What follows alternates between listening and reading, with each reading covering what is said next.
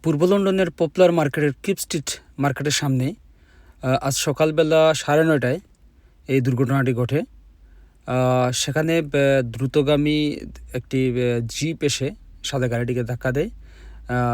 প্রত্যক্ষদর্শী যারা ছিলেন তাদের সাথে কথা বলে যেটা জানা গেছে, যখন এই দুর্ঘটনাটি ঘটে তখন কালো গাড়িটি ওই পাশ থেকে খুব দ্রুত গতিতে আরেকটি গাড়ির সাথে প্রতিযোগিতা করে আসছিল এবং সে ডান দিকে বা বাম দিকে মুড় না নিয়ে সোজা সাদা গাড়িটিকে ধাক্কা দেয়।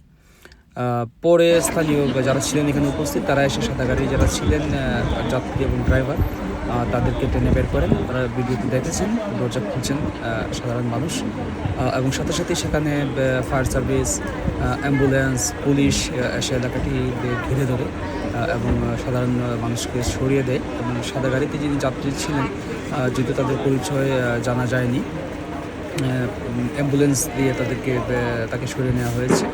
হয়তো পরবর্তীতে জানা যাবে যাত্রী যিনি ছিলেন বা ড্রাইভার যিনি ছিলেন তার শারীরিক অবস্থা কী।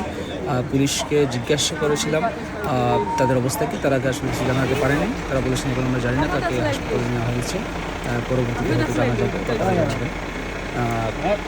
সকালবেলা হচ্ছে বৃহস্পতিবার সকাল 9:30টায় এই দুর্ঘটনাটি ঘটে এবং মূলত প্রথমে স্থানীয় লোকজন যারা রাস্তায় ছিলেন তারাই এসে আসলে দুর্ঘটনা কবলিত গাড়ি থেকে উদ্ধার করেন।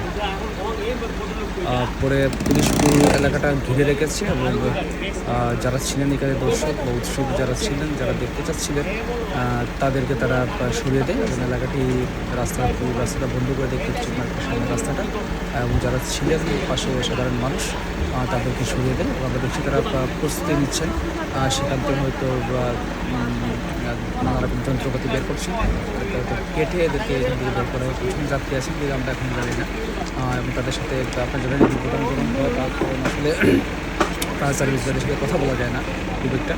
তো যারা কর্ডন দিতে আসছিলেন আমাদেরকে সরিয়ে দিচ্ছিলেন, তাদের সাথে কথা বলে যাওয়ার চেষ্টা করেছিলাম, তারা কিছুই বলতে অপারক ছিলেন এবং কিছু জানাচ্ছিলেন না এবং কিছু বলছিলেন না। তারা শুধু সাধারণ মানুষ যারা ছিলেন তাদেরকে সেখান থেকে সরে যাওয়ার জন্য বলছিলেন এবং পুরো এলাকাটা ঘিরে ফেলছিলেন। তাদেরকে